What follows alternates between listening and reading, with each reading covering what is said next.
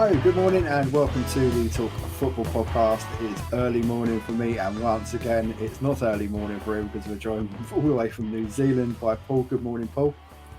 Good evening. And we're going to be talking about the big clubs that are struggling this season. So we're going to kick off with Spurs, as that's Paul's club, and we're going to have a little chat about that. And then we're going to move on and we'll talk about the likes of United and City and the reasons behind why we think those clubs are struggling. So, yeah, let's kick off with you because, yeah, again, another poor result the other night. I don't know where to start, if I'm honest. We've obviously got a hell of an injury crisis, which isn't helping us. But I think we've just got a manager who is either can't change or won't change, and I'm not too sure which one's worse. So if you look at the Forest game, Spence, who was playing right back at the time, for the Forest goal, loses the ball with his back to the Forest goal in the centre forward position, effectively. Forest 2 or 3 passes, score a goal, and you're thinking to yourself, you've got an 18-year-old midfielder playing at centre half. Why are the fullbacks still doing this inverted number 10 system and structure that Ange is obsessed by? And why are they not just sitting tight to the centre halves and, helping these? Because even Dragusin's only 21 or 22, so it's not like he's, a super experienced centre half. No, and it's not like either of them have got and neither of them have got blistering pace. Van der Ven is a cheat code in that sense. He allows you to play the way that Ange wants to play because he's got the pace that can get you out of trouble. But and he just seems to have one way of playing, no tactical flexibility or ability to change. Doesn't seem to realise what he's working with and then work out the best solution for that. We're just going to blindly play the same way we've always played and probably continue to lose. Yeah, it almost seems like it's like an attitude of cutting your nose off to spite your face now with it, because every he's getting so bitey in every interview. Why am I answering the same questions? Why am I being pestered? It's all like, why are you pestering me? Why are you bothering me? Well, because you're losing. Because exactly. what do you expect the journalists? You're playing the same way. Everyone can see what the problem is. Exactly the same, like with what we saw with Southampton, Russell Martin, etc. We can all see the problem, and yet you don't seem willing to want to adapt to that because you think your style and your way of playing overrides getting results. Well, I'm sorry, but no manager's infallible, and you're in a results-driven business, and at some point, as much as Levy will give you the backing or whatever, and the same with any club, at some point, once the fans really turn, and they're going to bite the bullet, and you're going to get the sack. Well, I think he believes that we continue to do this. The way to play is ingrained, and we'll come out the other side stronger. Probably not this season. He's banking on the fact he'll still be in charge next year, but I just don't see it. I just see someone who's tactically inflexible, and when he comes up against a manager who's got that nous and that tactical flexibility, we'll just always be beat because we've got one way of playing, and everyone knows how to play against us, and everyone knows how to beat us. Yeah, and it's quite depressing, to be honest. I mean, he was left to an untenable phase. It almost gets to that point where, like the point of no return. Yeah. I reckon we're one or two results away from that if we're not there already.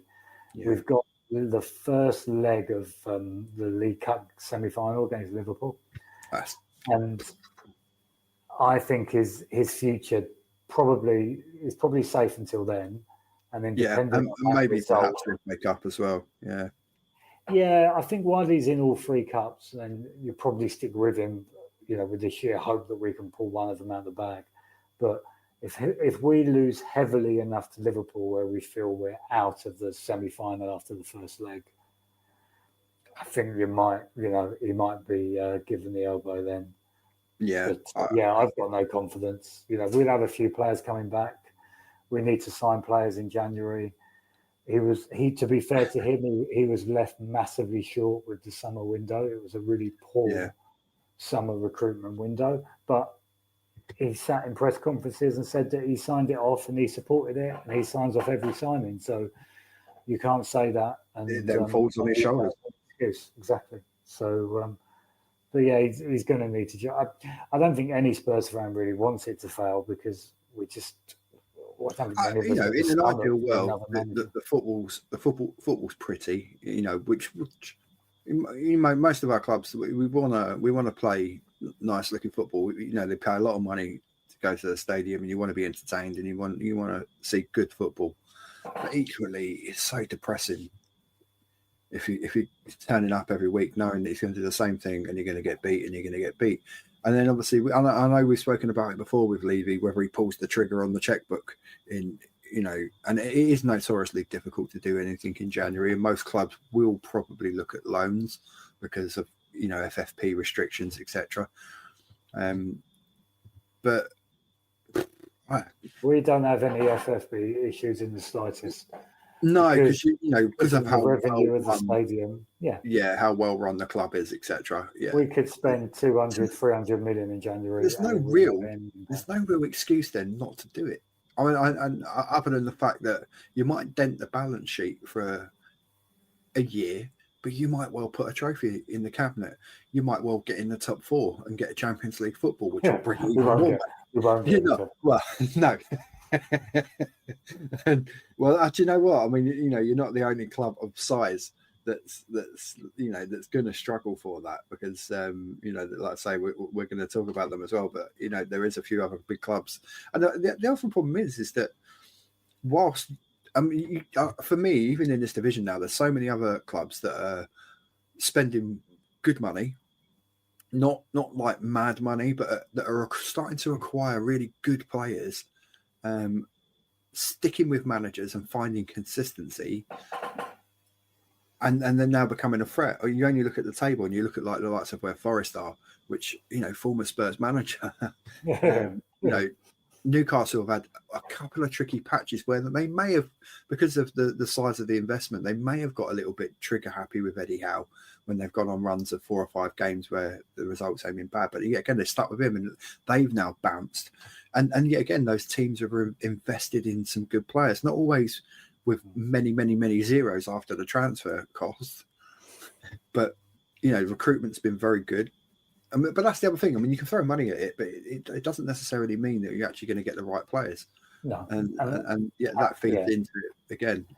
And I think that's what we're all hoping. We're all hoping that if we stick with him and we'll come out the other side. But I think the number of people that expect that to be the case, as in we expect to come out the other side better than what we are now, is really starting to dwindle. There's a lot of people. I mean, there's nothing you can do about injuries. Injuries are just 18 months ago, Chelsea, my club, we went for a similar kind of thing where we had so many key players out injured, and it really hurts you, which is why we invested so much in the squad, bringing a lot of young players in.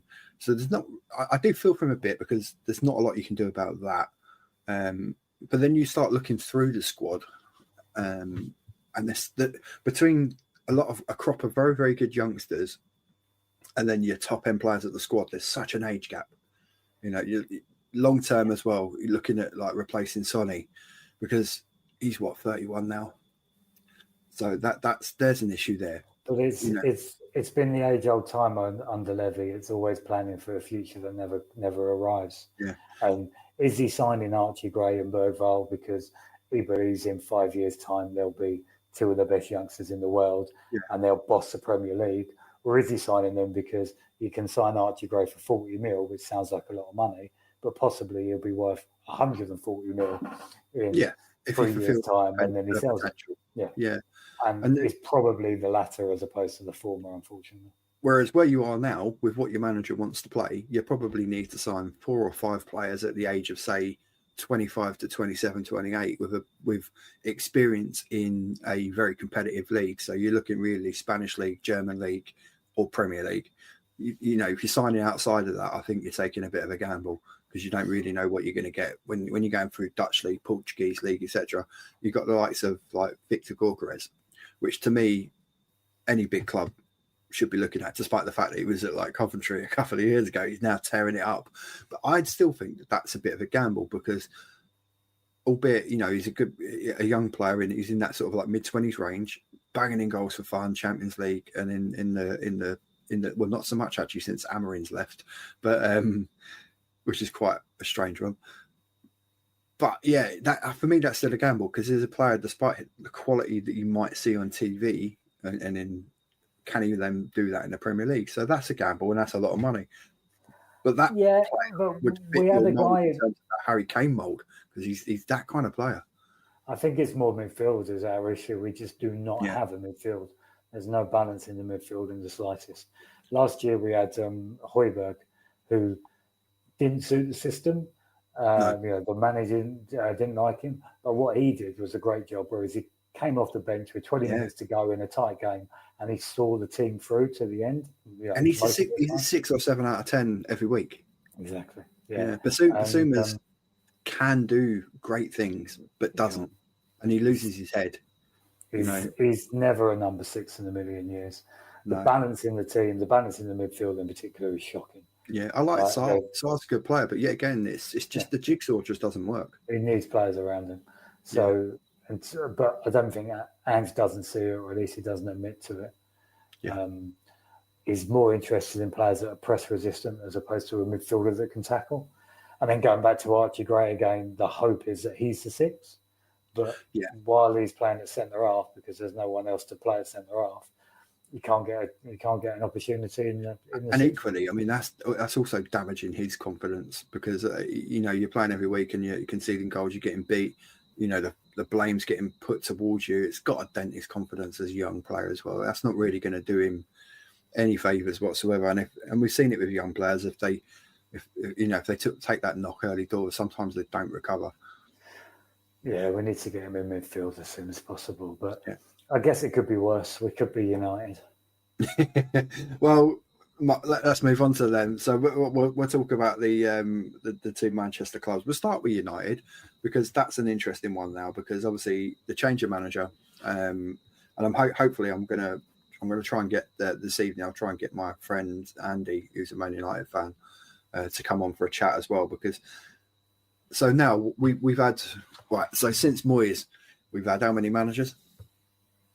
I can't think. You Van Gaal, you know, Jose, Ten Hag, obviously. So at what point? Yeah, I mean, you know, Solskjaer. At what point do you say, okay? I think we know it anyway. Everyone knows it. You'd be blind not to know it. The problem's not the manager. You know, clearly that squad of players that's been there, the key part of that squad of players that's been there for the past, say, 5-6 years is not good enough. It's not good enough. And clearly the attitude and the hunger within that dressing room is nowhere near the sort of standards of that, you know, Man United set under Ferguson for not even so much about the way they play or anything like that. It's about having the passion, the heart to make a 10-yard sprint. Because when you just said we all know the problems of the manager, I thought you were going to look at the club. I think in part it is that it's obviously because they've spent an astronomical amount of money. It's not like they've not. People can criticise the Glazers all they like for what they've done with the club in terms of leveraging the debt. You know. But their annual turnover and like the money that moves through the machine that's Manchester United is mental. I mean, it's right up there with all the biggest clubs in the world financially. So that's not an issue. And I think under Ten Hag they spent something like 400 odd million. Under Van Gaal they spent a lot of money when they were bringing in the likes of Di Maria and people like that. You know, who's spending the money? I think that's the issue with them. I don't even think it's the players and the playing squad not being that good. It's the structure of the club. You know, they had Fergie who did it the old school way, didn't he? The Bill Nick way, the Shankly way of one guy who runs everything, who's in charge. And you can't do that these days. And they haven't been able to transition to that kind of, you know, director of football, someone who runs the football and operation. of course they've just sacked their director of football. That's So exactly what I was going to say. Yeah. So they spent ages negotiating with Newcastle to get him, paid Newcastle a massive fee, almost to the point of him being a player. Yeah. And then he's gone. But yet again, it goes down to the old adage: is that it's far easier to change one man than it is to change 22. But I mean, I just think there's massive issues there. I mean, like now you've got this whole thing. You've got the new manager that's come in. He's tried to make a stance with one or two of the players, and I think it's backfired. And I almost get to the point where I think maybe already he's probably lost that dressing room. He might not care because he might feel that by the summer it will be a different dressing room. He's probably had promises that he's going to get 3 or 4 players in. Yeah, maybe more, 6 or 7. Sounds like Rashford is off. So there's one. I mean, that's massive. I mean, to get that off the wage bill, and it's annoying with Rashford because there is a player there. It's whether or not he's one of them ones where if he can get his head straight and get his head in the game, I mean, he's a really good player, and with potential to go to the next level if he can get his own head around the fact of what his talent is. And the right kind of manager to then unlock that talent.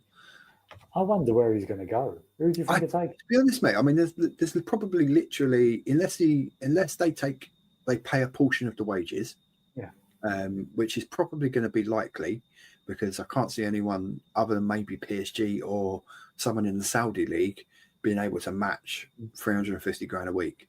So all the big clubs in Italy, that balls them out. No one there is in a financial position to get anywhere close to that. I don't even see, the top 2 in Spain. They don't need him. They don't need him. Real Madrid have got, forwards coming out of their ears. Rodrigo, Mbappe, Vinicius Junior, Bellingham in the 10 and all that. Don't need him.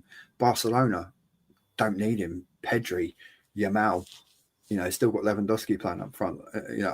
I'd pick a 38-year-old Lewandowski ahead of Marcus Rashford any day of the week on current form. So where are the options? I mean, PSG are looking to try and offload Kolo Muani, possibly to a club in the Premier League, maybe Arsenal. There's rumours of that.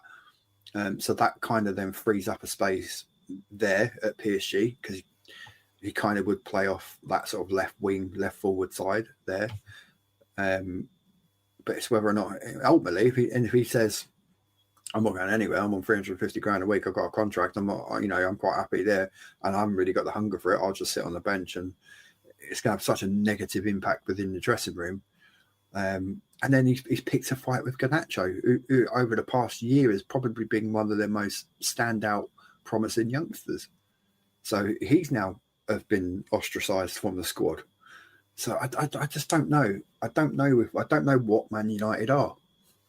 Well, neither do I think that's the problem. And the thing is now in the background, you've now got Ineos and Jim Ratcliffe going, "We're paying far too much in this part of the business, and they're cutting it. They've literally cut the women's team adrift financially, and they've basically said, "You're not our priority.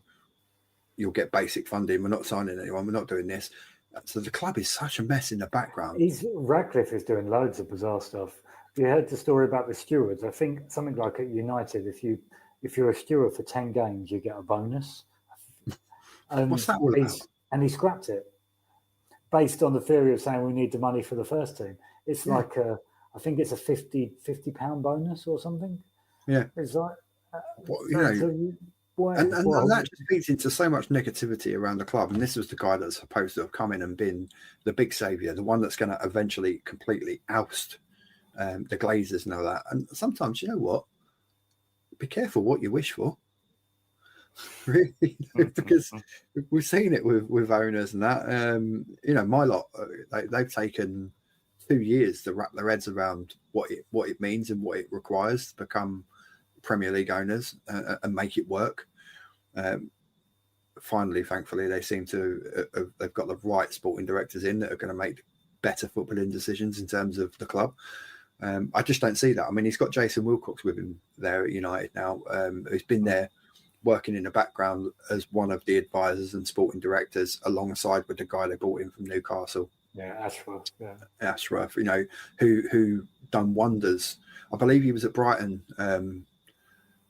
first, I think that's where he came to prominence. And then obviously then went to Newcastle to help them figure out how they spend the Saudi money and navigate that. And done really well with them, got them to a point where they're now consistently top 6, pushing towards top 4 ambitions. So you bring the guy in, you're barely giving him a year, and then you get rid of him. I think they've signed 1 or 2 good players. I like Højlund, but yet again, you're signing potential. For potential money, though. Would they pay 75 million. Mason Mount, obviously, we robbed them of 65 million. Thank you very much. For a very good player, but one of them kind of players where you don't quite know where to put him. He's not an 8. He ain't a 10. He ain't going to play a 6. He ain't a winger because he ain't quick enough. So he's kind of a bit of a luxury. So again, it doesn't really fit. I thought he might fit the Amorim style from what I saw with Amorim at Porto. He kind of, rather than out and out wingers behind the main striker, he kind of like to play sort of like 2 10s, isn't it? 10s tucked in, and then with he's 2 tried to play him though, and he's given him quite a lot of game time. Yeah, he has given him, yeah, which is unfortunate for him. As much as a lot of Chelsea fans have a bit of resentment towards Mount and the way it happened and all that, I do like him as a player. He was good for us, and it's easy to forget that he was a very good player for us, and it is a shame. But yeah, I mean, I just don't know. I just don't know where United go. I really don't, and I do think that they are maybe 6 or 7 players away from even getting anywhere near being competitive. And trouble is, and like I said earlier, there's no team standing still, and they're all going to invest. And most clubs have got decent backers now in the Premier League. So yeah. Well, I was going to say they might still finish above City the way City. And so we'll move on to them, and I mean, what a catastrophic drop off. And I know you, and I do put a lot of this on the Rodri effect, not because of what he does on the pitch. I just think it's not so much what he does as a player, but I think it's what he brings to other players. Because I've got another theory. Go on. I think the Rodri thing is true, but I don't believe that a team of world-class players can fall off a cliff as much just because they lose one. However important he is, and going back to my lot, if you put Rodri in that Spurs team, would be a completely different side because he does everything that a number 6 should do, and we haven't got a player who does that. However, do you think they know the outcome of the hearings and the 100 odd charges? But you know what? And they know they're going to lose so many points that they're going to go down. Maybe, but I don't know, because it all started off. The whole season completely starts off negative because there's this like, is Pep going to stay? Is he going to go? And then of course players are going to be looking at that going, I'm not sure I'm going to sign a contract because I don't know if he's going to be here. I don't know who's going to come in. I don't know what that looks like for the next, say, if I sign a contract for another 3 years, I don't know what that looks like with another manager. And then you've equally alongside that, you've now got players that are getting old, and they've been amazing for 6 years. By far, City have been the best team in the world for 5 or 6 years, consistent performances, an amazing motivator of a manager. I think you've always been able, defensively, I think you have always been able to actually get at them. I don't think they've ever been brilliant at defending, but they just blow teams away and they control games, and that midfield has had an ability to keep the ball and to stop you hurting that back four and exposing those fragilities. And because if you look at what they've got at the back, even now, despite the fact they're losing, you still got the likes of Gvardiol, who they spent a lot of money on. Walker's still in there, and John Stones. You're not talking about poor players. So the goalkeeper's fallen off the cliff and completely. Which is why I think it has to be more. It can't just be the loss of one player. Yeah, there must be something. I think they know. I think they've been told. Why, as players, would you potentially, if you're thinking, okay, the club's going to go, surely then you'd be thinking, well, I don't want to. Maybe I want to look at moves and all that. What I wouldn't want to play crap, because for me, I'll be thinking, okay, so if the club's going to go, I still want to play Champions League and Premier League football. I'm going to show up. They're all good enough individual players. They'll still get the move. I just think that they've been told, because they can't be relegated because the Championship is a different organisation. But they've probably been told you'll be docked enough points to make sure that you go down, basically. Well, so they know they can't win the league.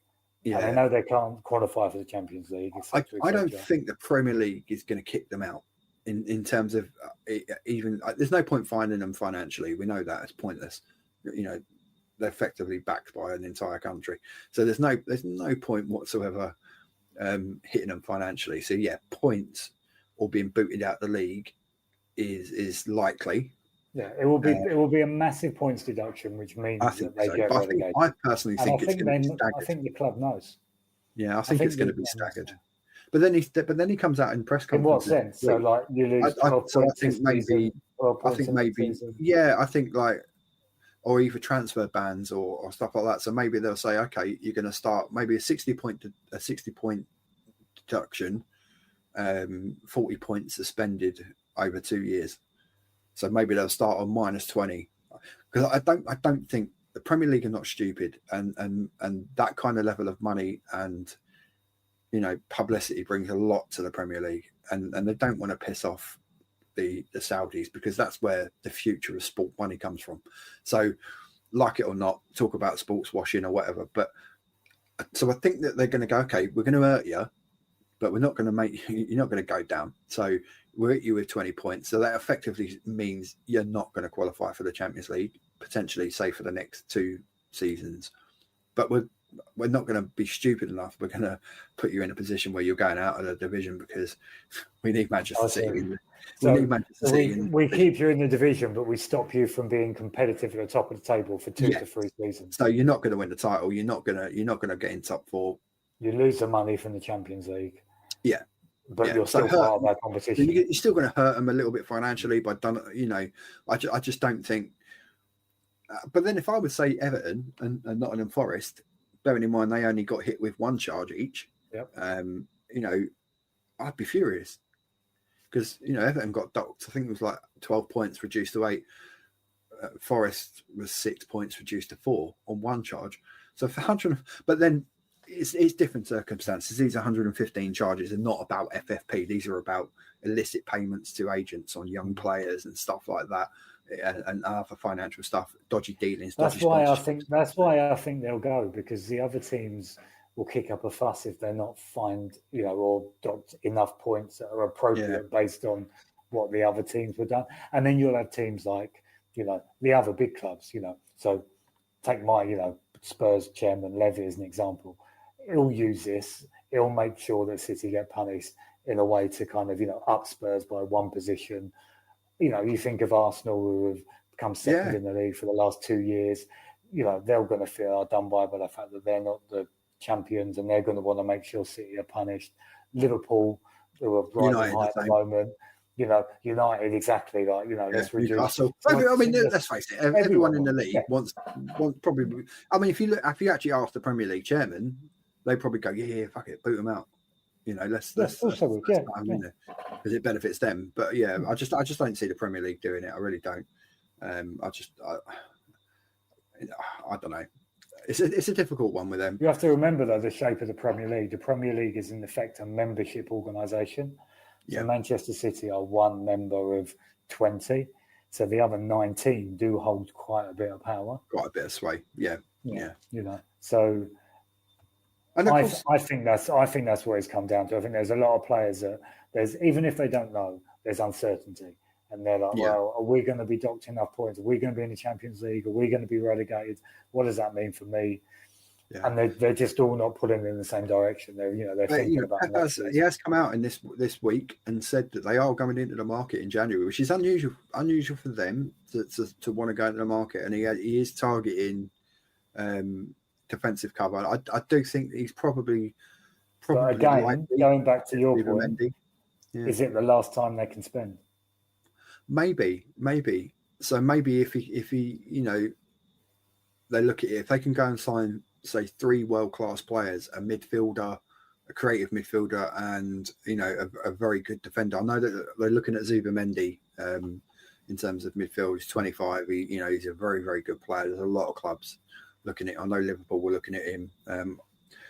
So that he's kind of in that kind of Rodri mold as well, in terms of the style of midfielder. And certainly, obviously, when Rodri would be back, them two as a partnership would on paper would 100% work. So that's a player that would bring some stability to their midfield. Defensively, obviously, he's probably going to go and try and sign the centre half. John Stones is probably the wrong side of 30 now. Ake keeps getting injured. Gvardiol, you know, keeps playing him out of position, playing him in left back roles and stuff like that. But ultimately, you know, he is a centre half. But equally, you know, they've still got a Kanji, still got Gvardiol, and they're both relatively young, mid-20s. So, you know, Diaz has struggled with injuries, but again, for me, that is a world-class defender. So they've missed him, but I just think the whole thing falls apart, and the whole way Pep wants to play falls apart because the creative players within that team do not have the base of Rodri. And for me, and even if you go right the way back to and you're talking about the way managers and their stubbornness with like Postecoglou and the stubbornness of the way they want to play, I think Pep falls in that category as well.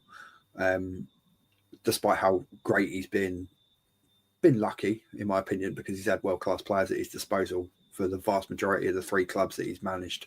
So at Barcelona, if you'd have taken Busquets out of that team for any kind of, and he was massively consistent in terms of his appearances, but if you'd have taken him out of that Barcelona machine, would Xavi and Iniesta have had that protection and base to be able to go and play and create beautiful things with Messi the way they did? You know, at Bayern Munich, I believe he had Xabi Alonso doing that role. So yet again, his whole team gets built around a central figure that sits in a pocket, that protects everyone, and is the one that springs the patterns of play. And I think if you take that out of a player of that kind of quality that is so key to the style and the way you play, a bit like with us, I think with us like at Chelsea. So if we, on current form, if you took Moise Caicedo out of our midfield and we haven't got Lavio to come in there, Enzo can't do what he does. The forward players, Cole Palmer, they don't get the space, they don't get the protection. The back four, which is shaky as well, doesn't get the protection because they've got someone, and we've seen it before with Kante, Makelele, players like that. These central defensive midfielders are so key to the way you play. And you've been, like I say, with Spurs, you've been hurt not having Bentancur to be able to come in there and play, you know, in a position where he can control the game.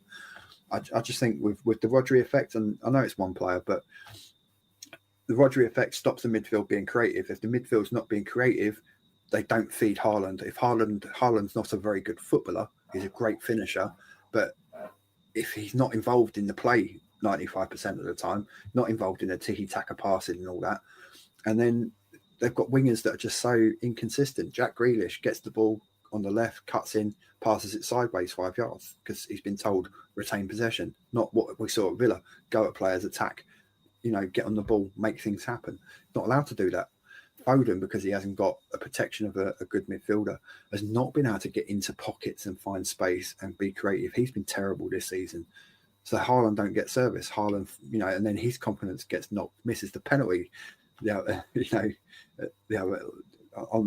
their draw with Everton. So all these things are snowballing with City, and then you've got all this, like you say, going on in the background. But yeah, I don't know. And then of course you've got Liverpool that seems just kind of going to walk away with it. Well, I know we said this. You said this to me in the text, and I've had conversations with other people and fans, etc. And we'll finish off with Liverpool. Are they that good, or is it just that the fact that everyone else is just not very good? I think everyone's just dropped a level this season, and they're not that great. And this season, not the Liverpool or Leicester, but it reminds me of that 15-16 It's got that season, kind of feel to it, hasn't where it? Leicester were there, and and now you've got Arsenal just underneath Liverpool. I don't see Arsenal ever getting close enough, just like Tottenham never got close enough to Leicester to actually challenge and put any pressure on them. And, And Arsenal Liverpool were just always as well for probably anywhere between 2 to 3 months, which is him to that side is as key as Odegaard not being there was. But what I will say with Liverpool is that they've been, I would say, like an 80%, an 80% team. So they're not like the Liverpool team that won the title. They're not amazing football. It's not amazing football. They're not blowing everyone away. But I think Slot's come in there and brought a level of calmness, and I think he's got the best out of players that probably weren't, considered by Liverpool fans as first team starters. I'll give gravity again in terms of a midfield as a six that dominates play. So you've had Gravenberch is key to that, because under Klopp he weren't really getting minutes. He was a bit of a bit part player. We saw his potential at Munich and that, but and Ajax before that. But obviously Slot, being a fellow countryman of it, he knows the player, knows what he's capable of. And he's made him key to his team. So you've had that, and then that allows the likes of McAllister to be able to play. And obviously Salah's been rejuvenated again this season. He's been on fire, especially the last 5 or 6 matches. He's been pretty much unplayable, and it looks likely that him and Van Dijk will probably stay and sign a new contract. That's what I was going to say. I wonder if this is like the last knockings of a great team or a great squad. In that, I mean, maybe Slot just said to Van Dijk and Salah, "Give me one more year." I think it appears that they've really all. I mean, the whole squad's completely bought into what Slot wants to do and the way he wants to play. The play is fairly similar to what they played under Klopp, but not as complete gung ho. So there's a level of calmness to the way they play. But they've had defeats. Forest beat them, and they're not completely, unbeatable. But it's just whether or not anyone else behind them can amass a level of points that's going to get close to them. I know people were talking up, my club, about title, and the manager played it perfectly. He said, "No, we're not title contenders. We're not anywhere near where they are at the moment." Has been proven actually over the last 2 games, and potentially, even 1 or 2 games before that, we'd seen a little bit of a dip. But it's natural with young players to have a dip in it. So Arsenal are really the only team that's probably likely to be able to push, and that. But again, that then depends on whether or not they can get covering in January to make a push for it. Other than that, I mean, on form, the only team that's likely to keep pushing and keep getting results and maybe even end up, mad to say, that could end up even second in the league would be Forest. Now they'll drop, but you can't question how well they're doing. Yeah, I don't know if they will, but I think they'll probably go and sign a bit of forward cover. Chris Wood's had a great season, but that's been because they've got a really solid base. I mean, they've got the Brazilian lad at the back. I can't remember his name now. I think it's Murillo. But they've got really good balance and partnerships at the back. A solid back four. Keeper's done brilliant. Midfield is solid as well. They've done really well throughout the team. And then they've brought in Elanga yet again. Elanga, an outcast from Man United, signed for 17 million. Hasn't played every game because he's had a few injuries and knocks here and there, but has had a great impact. Hudson-Odoi, 5 million with 2 million in add-ons from Chelsea, and he's still young. Let's not forget that. It's not talking about a player that's like 29, 30. He's still like 26, 27. So they brought in really good players. I mean, they paid Newcastle, I think, 15 million for Chris Wood, and people laughed at that. But he's a good striker at what he does. He stays within the 18-yard box. He puts a bit of press off the front. And they've just got really good legs, and they've got a bit of depth because obviously they went and signed a lot of players, which got them into trouble financially, obviously. But it meant that they have a base of players and a really good squad to pick from. And I think a great organizer in terms of Nuno. So yeah, Forest have kind of been this season's Villa, if you like. But yeah, again, Villa, that's another team that's inconsistent and struggling, but and most of these are all. I mean, Villa are on the same points as Man City. Having said and what we've said about Man City, it is worth noting that they are only 6 points off the top 4. So I think it'd be foolish to completely write off City making the top 4, because 1 or 2 signings in January could really, really ignite them. And we do see with City is that they do, towards the back end of the season, the last 10 games or so, they always seem to kick on and come to life. So I'm not writing them off. I don't obviously they're not going to get anywhere near the title, but I wouldn't write them off making top 4. But whether or not they'll be there next season, who knows? Doesn't another matter. Yeah, so there we go, mate. We've covered the big clubs struggling. Cool. We'll catch up in a month and see where we are. So you've got today we'll get a final little. I know you're not going to get up to watch it, but we'll get a prediction. So you're at home to Wolves. So what you're thinking? I'd take a draw now. Really? I just get something out of it. I think we'll lose. I think you'll lose. Yeah. I mean, it's crazy to say it, but I mean, should Wolves turn you over today, they're only going to be, I think it's 6 or 7 points behind you. Yeah. So you know, there's a few clubs there that really need to have a little look over the shoulder and go, oh, it's getting a bit close for comfort that behind. Not that I think Southampton or Ipswich are going to get anywhere near close to getting out, but you know, I think Wolves will pick up points. I think Leicester will start picking up points under Van Nistelrooy. So there could be potential that 1 or 2 big clubs could get dragged a little bit too close for comfort. Yep. So we'll see. We'll see what happens. So yeah, Paul's going to be back within the next few weeks. He's hopefully we're going to try and get Paul on every month. And not just obviously talking about Spurs. So we've talked about other clubs with him today. So that'll be the idea. But we obviously will talk about Spurs, especially because it's always a story. There's always something going on. So yeah. So thank you, mate. Thanks for coming on. I know you'll be off to bed shortly, ready for work tomorrow. No work. It's holidays now, isn't it? Oh yeah, you still on holiday mode? Yeah. I'm back to work Monday. I'm not looking forward to it. I'm on an early, so yeah, I'll be out trying to get an early night tonight, but it's not likely. But we'll see. But hopefully we'll be back a little bit later on. I'm going to drop him a message and we'll try and get Andy on to get his thoughts on Man United and Amorim. Get him on for a quick chat. And also anyone that gets to watch this back, please go and check out the playlist with the match day vlogs. So I've started this little thing where we're doing little match day vlogs where I've been visiting some non-league clubs. And I'm going to be visiting clubs in, say, League 2 and League 1 as well, coming up in the future. So please go and check those out. And, of course, if you want to get in contact with the show and become a guest, please do so. The links are going to be all in the bios, etc. Find us on the social medias and get in contact and come and have your say about your club or about anything football-related in general. So, yeah, thanks, mate, for joining me. And I'll let you go. Catch you later. No worries. We'll see you on the next episode, folks. Thanks for watching and your continued support is much appreciated. I wish you've all hopefully had a Merry Christmas, and I wish you all a Happy New Year.